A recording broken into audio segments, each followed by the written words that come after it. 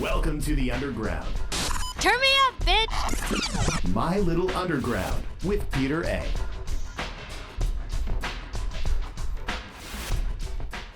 It's My Little Underground. I'm Peter A. You can listen wherever you get podcasts, and you can also support My Little Underground for as little as $1 a month. Link is in the description and over at peteraradio.com. This week on the show is another sequel. We got the music director of WFMU, Olivia Bradley Skill, returning to the show to talk about the recent WFMU fundraiser that was actually very successful. Her plans for Radio Row and her own show, Radio Ravioli, airs Mondays, 3:01 to 6 p.m. Eastern on WFMU.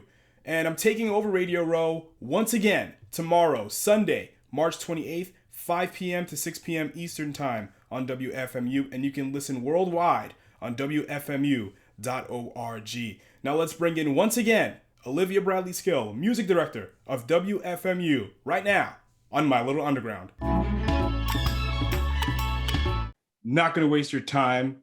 We're going to jump right into the meat and potatoes. Alrighty. Congratulations are in order. WFMU has reached your fundraising goal. You must be celebrating. So excited. We've actually been trying to hit it for a few years now, and we thought we could hit it last year, but then COVID happened. So yeah, it was really, really cool to hit the goal. So like what were some of the, at least the most difficult thing about fundraising this year as opposed to last year? Because what you guys did the fundraiser during when COVID broke out, or was it before? Yeah, so last year was actually really funny. We started on February 29th on Leap Day, and just it wasn't really real yet. It kind of got real in the middle of the marathon. Then people were like, I think volunteers started dropping out. We have volunteers answering phones usually during the marathon. So some volunteers started dropping out, and DJs weren't as really comfortable, but they were kind of still coming, but we weren't sure what was happening. And then we actually have a gigantic party at the end of the marathon called Hoof and Mouth, and it's like it's just all the DJs get together and they do karaoke basically, and we have a live band and DJs will sing with them. And it was a really big debate over whether or not we should keep doing it. And a lot of people like didn't want to be the person to say, I don't feel comfortable performing this year. So we weren't sure like if we should do it or not. We stopped it. We didn't have the party last year. And that was kind of like, okay, COVID is actually happening. So that was last year. But this year, it was completely different. It was, nobody was at the studio. We had no volunteers. We have a small skeleton crew. We call ourselves a skeleton crew for some odd reason. Of like 6 people coming in. And so we didn't have phones this year. It was all online donations. And DJs were doing, it's kind of a tradition in the marathon, in our fundraising marathon, to have co-hosts and just have somebody to talk with and talk up FMU and celebrate FMU. So we did that all on Zoom this year. And yeah, it was really different, and we're all hoping that we never have to do it this way again. Is co-hosting for the marathon mandatory? Yeah. Yeah, it's mandatory. It's just part of the station's culture. I think it's just celebrates live radio and spontaneous radio, and it's a community of people just getting together. So it's all like, for us, the marathon is like Christmas kind of. Like in normal years, it's like everyone's there. There's food always. A ton of people that you never see all year, you see them during the marathon. So it's a real party in normal times. So I think having a co-host kind of gets you in the spirit that way. So even if you're new, like this year we had a lot of new DJs, and they had to co-host with people they don't really know, they've never really met. I remember my first year I did it with people I didn't really know. So it is like kind of mandatory, and you have to get like thrown in the deep end and do it. Yeah, I loved your show with Matt Warwick. That was highly entertaining. And typically, I don't know if you listen to a ton of public radio, when they do their fundraising shows, they're not very interesting. It kind of feels like a commercial. I know it's something they have to do, but it doesn't feel like all that engaging. But sometimes, when FMU does it. It's unbelievable. It's very entertaining. If I feel like I'm there and I'm a part of it. And it's a real community. You really hear that. Some people say we have a community here. FMU, it feels like is true. So true. So do you get to pick your co-host? Yeah, we have this whole elaborate system of like signups. Like our station manager has a gigantic calendar, and you sign up slots that you want to do or that you would feel comfortable doing, and then the DJ can kind of give like their top 5 or their top 2 or their number 1 person. You can organize it on your own or just wait for Ken to pick someone for you, because he also has like a schedule. You don't want to give someone too many co-hosts. This year was kind of different. Like usually it's 2 or 3 co-hosts, maybe 3, but this year I did like 5 co-hosts because we just needed more. I could be in more places and stuff. It was hard organizing it over Zoom, but usually it's like maybe 3 per person max. That probably helps your show out a lot too. Jumping on different shows throughout the schedule, it gives you a chance to promote your show at the same time, as well as FMU as a whole. Yeah. I don't really think about it that way, but yeah, it does like kind of, it gets you in the spirit a lot too, just like saying the same thing. And kind of the more I hear the marathon, like the first day, I'm kind of like, oh crap, what is the pitches again? And what do I say again? How do I raise money for this place again? And hearing other people kind of say the words, you're like, oh yeah, that's what we say. That's what we do.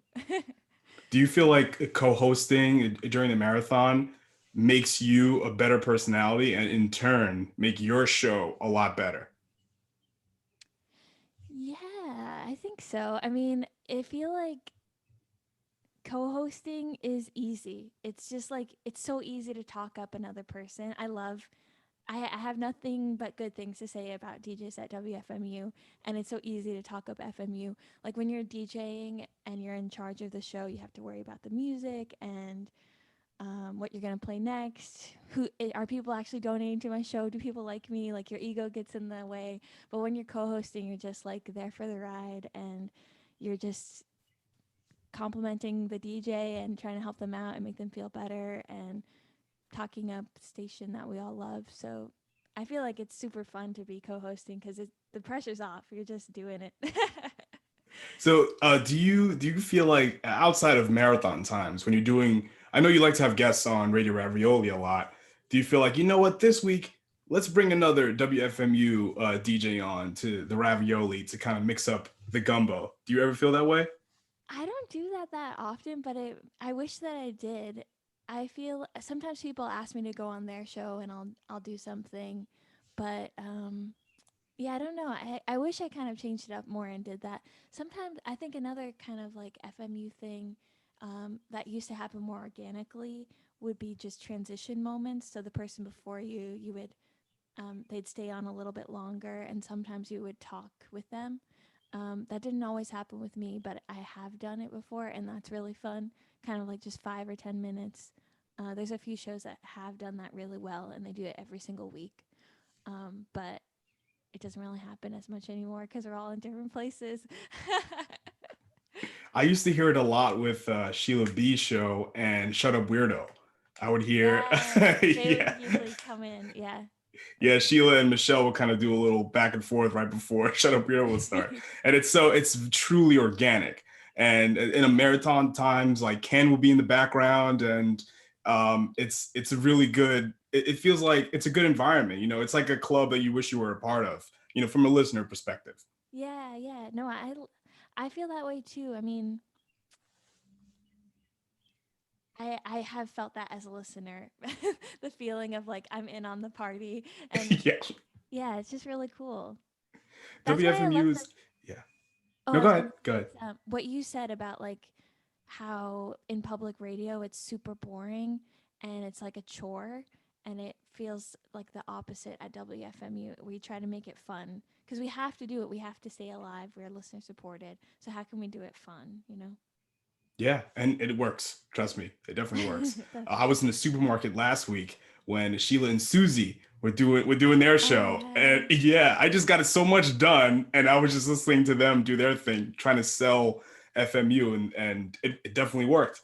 I remember they had like the fundraiser was up to like 40% of the goal, and I think, or 60%, and then by the end of the weekend, it was already that was it. It was a wrap. Yeah, it's Um, crazy. It comes so in quick at powerful. the end. Yeah, you guys are like a combination of all the kids that weren't cool in high school, and they all just come together. That's really what it is. It's the uncool kids table. That's kind of cool now, you know. Yeah, right. So Radio Row, well, what do you have plans for Radio Row this year for 2021? Just keep on going. Keep on doing diverse stuff. I mean, I feel like last year, the last few months of the show have been really exactly where I want it to be. So different each week in terms of style and the personality of the host and who they are, their perspective, where they're coming from. So I really just want that to continue and keep on expanding. We've actually had like two DJs from Radio Row who started there are now doing fill-ins on the main station, and that's been really exciting to see. That I kind of want more of that, introducing more people to the station that way. That's kind of the goal of the show. So if we can keep doing that, that would be cool. How is that working now? Since not a lot of people are in the studio. Yeah, they're doing it all remotely for now. Nobody has, we haven't met them. um, but yeah, they're doing it all remotely. I mean, I sort of know one of them. They're like a radio friend, sister, you know, cousin or whatever you would call Yeah. it. So I sort of know one of them, but they both want to come to the station when that's an option and hopefully volunteer. Hopefully, I'd love to see it if they got on the main schedule sometime. That would be really cool, but that's not my decision, but we'll see what happens. Yeah. What are some of your favorite Radio Row shows that have been happening since you started it, and why? Well, there's one that I really love is John Chia. He's in Melbourne, Australia, and Wow. this like full on hour of a collection of different voice memos. So he puts What? like his friends' voice memos and his voice memos, and there's sound recording, like field recordings or like ambient sounds, but then there's people talking, and it's so like intimate and strange and he's a really talented radio producer, like independent radio producer, and I don't know. It's so different. It's such a mind trip, and it also you get to hear their like Australian accents, which is really fun. And I don't know, he's just really talented, and I loved hearing what he did with the hour. That's probably like the most different one that we've gotten.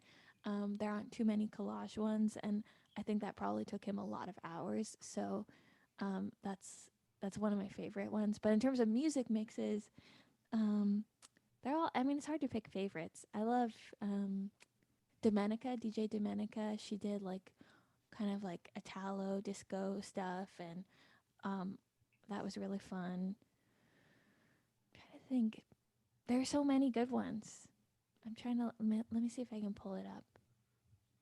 Yeah, there's always something different every week, like completely different from and very, very diverse, like you said. And that's the one thing, that's one of the things I love about Radio Row. And it's also a testament to WFMU because there's a lot of different and diverse kinds of programming that's not focused on music. Because I know your wheelhouse is like, you know, sound, like what to do with sound and not just music. Mm-hmm. And I was listening to your show and you were talking about this record you were giving away that was made up of as plant recordings. Like what was that really? Oh yeah, yeah. Yeah. That was so for our fundraiser, we have like DJ premiums is what we call them. Yes. They're unique they're like compilations that DJ make. Sometimes like Sheila B had a t-shirt, so you can do a t-shirt or a tote bag or a sticker, but the most common form is like a CD mix that DJs make. And so my mix was called Plant-Based Melodies, and it had so okay, I have to give a backstory. A few years ago, I did an event called Plants and Synths at WFMU in our Monty Hall performance space, which has been closed over the last year, and it was so much fun. We covered the place in plants, and we had like Greg Fox came. He's played synthesizers, and Yuka C Honda came, and she played like synthesizers, electronics, and Helica Negron had a keyboard made out of like fruits that she like you touch a fruit and it'll play a different note or a different sound. Wow. Because it's connected to like electronics or whatever. So it was really fun, and people like underestimated me on this event. They were like, no one's going to come to this, and it's going to be a bunch of weirdos. And if anybody comes, Olivia, good luck with this.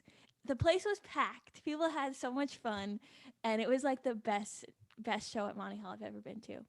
So anyway, that's an aside. I had so much fun at that, and it really like I did actually a couple of shows with plant music, people making music from um, natural materials like branches or attaching a synthesizer to a fungus or whatever. So I went through like this whole series of shows a couple years ago, and that kind of got me interested in just researching more of it. And so the long story short, that's what plant-based melodies is. It's just a collection of people playing with branches or like one guy is like doing a tree as a percussion instrument. Another person is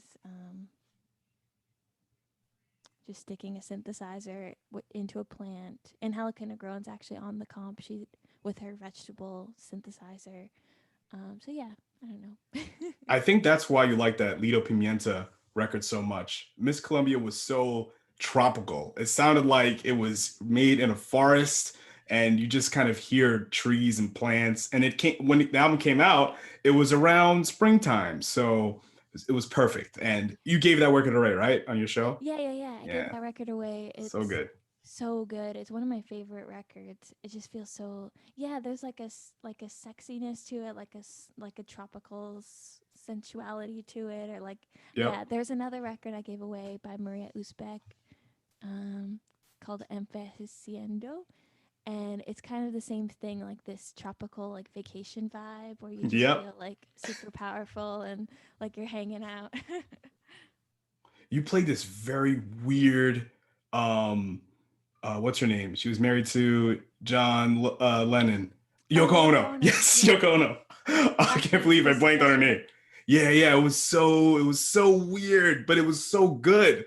Um, Yeah, it's because really I like a perfect. lot of melody stuff like Sheila, but man, that was so weird, and I just couldn't stop listening. It was so cool. The beat, it really like brings you into it, and even Yeah. like her weird vocalizations are odd, but like I remember I heard that at my college station. It was in our library, and I was like, oh my god, I've changed. I'm forever a weirdo or whatever. Like it was just so cool hearing it, and it really changed. I think from that record there was that, and then I heard like Brigitte Fontaine has this record that got reissued on Superior Viaduct. If oh, a few of her albums have been on, and like also does weird stuff in French, and it's so cool. Those changed me. If there's one thing you can change about Radio Row, what would it be? Ooh, that's a good question.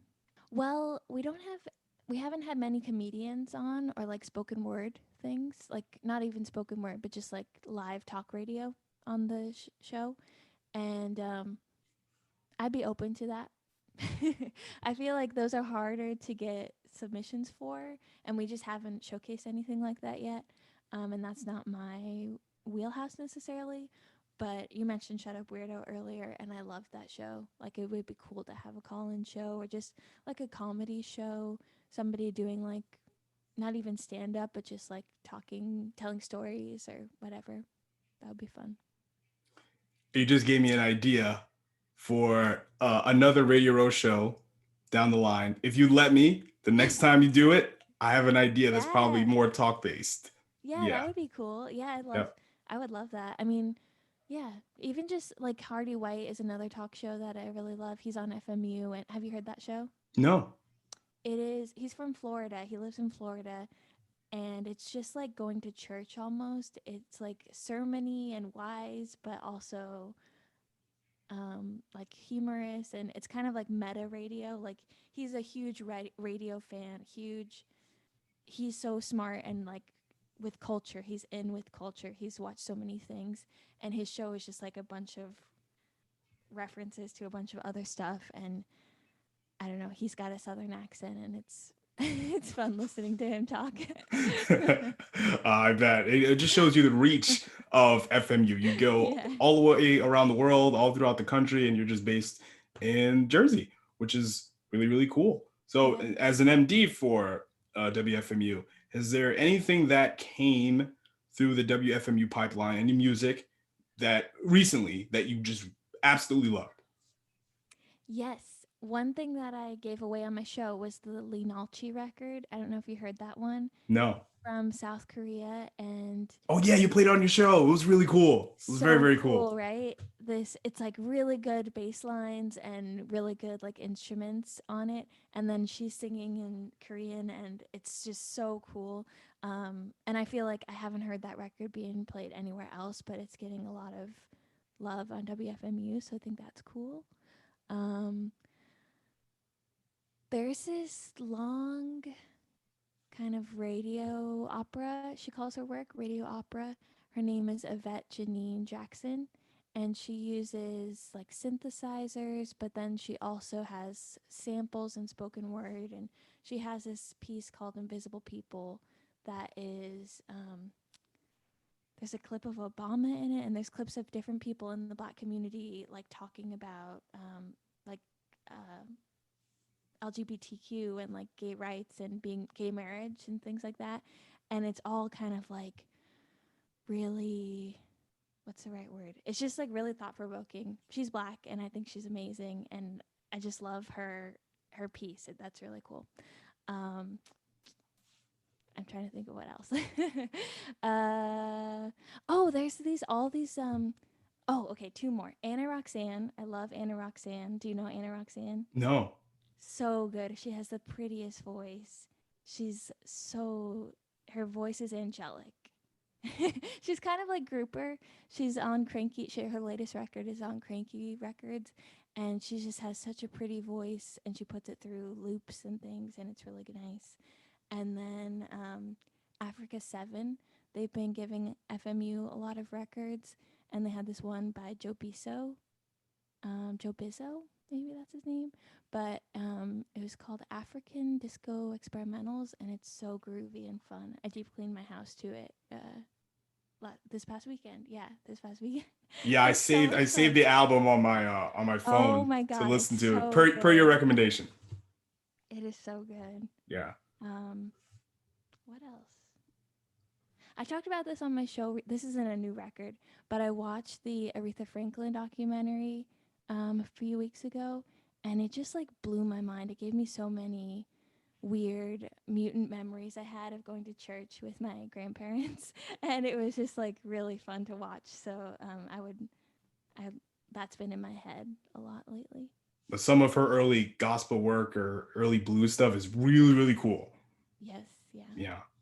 So, do you get a lot of emails or from local Jersey artists or New York artists asking for interviews on the show or on the station as a whole? Yeah, yeah, we do. Yeah, I think from promoters and stuff like that. I wish that more people reached out to us one on one. I don't know if they always think about that, but I think that like DJs reach out to a lot of people as well. I know for me, when I'm kind of, I went through a tear of just getting a bunch of guests on the show, and now I'm kind of like in my hermit phase.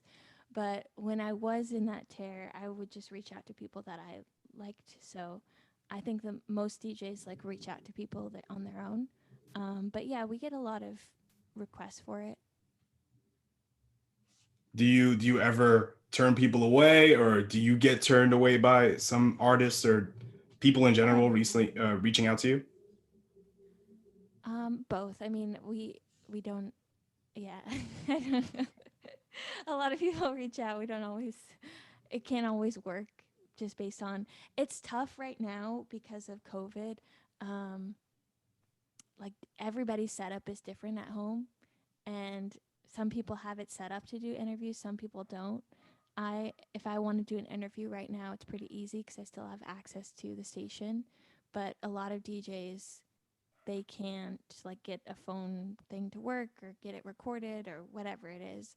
So, or they just don't have time and they don't have the mental capacity to do it, or they don't want to have a conversation that long. They just want to have a live set. And if they can't have a live set, then it's not worth it for them. So there's a lot of different reasons we haven't been doing it as much lately. But it does work out. And then for us, in terms of DJs or musicians saying no to us, I think that happens a lot too. I mean, sometimes schedules just don't work out or you can't plan it, and that's okay. Do you turn people away like because you don't like what they're doing? Did you ever come across anything like that? Yeah, but I try not to focus on those. I mean, I don't know if this is the nice thing to do, but sometimes I just don't write back, or sometimes I do, and I don't know. It's nothing personal. I don't know if I should say that actually on the show. No, listen. I've turned people away. People have turned me away too. Or I've been ghosted, but I don't think I ghost a lot. I try to write back, but it happens. Yeah. It's one We of those don't things. usually Yeah. we don't usually get a lot of cold calls, and sometimes honestly just my email is so filled and I see things and I forget to respond, or I There's that too. like this just doesn't work, but I don't know I don't have the energy to tell them why right now. That sometimes that happens because it's literally just me answering my email, and I get a lot of emails.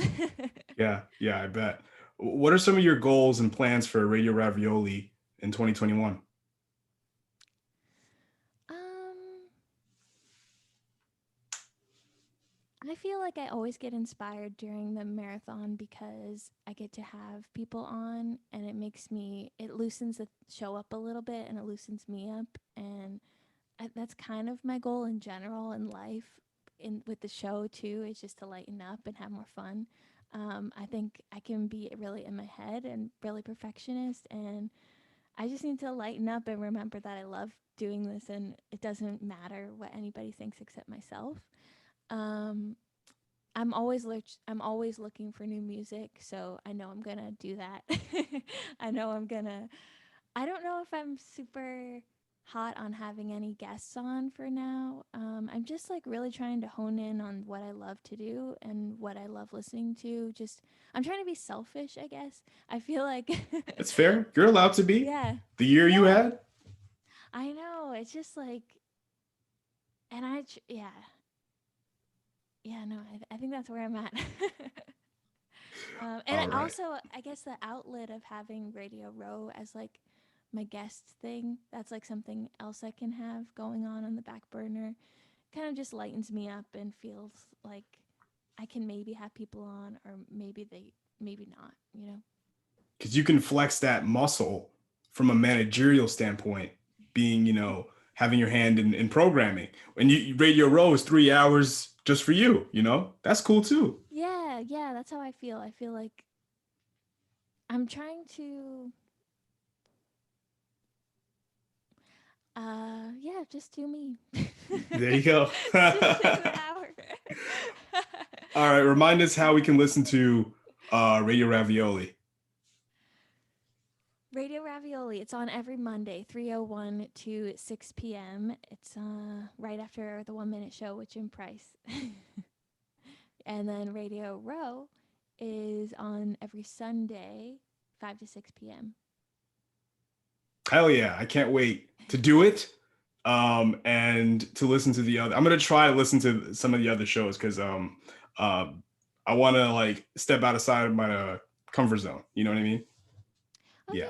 yeah, Mhm. but also feel free to just do you and Yeah, of course. whatever you want. Yeah, no, I love listening to the show. I think it gives me that show actually is inspirational for me to kind of lighten up because sometimes like you get in your head when you do something every week. It's like I have to play something new. I have to outdo myself. I have to play something I've never played before, or whatever.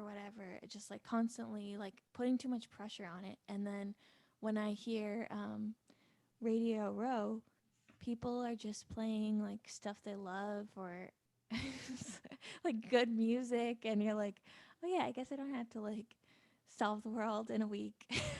Yeah. So they're just playing good music, and I'm having fun this afternoon listening to it. So it's really it's helpful for me to listen to that show every week.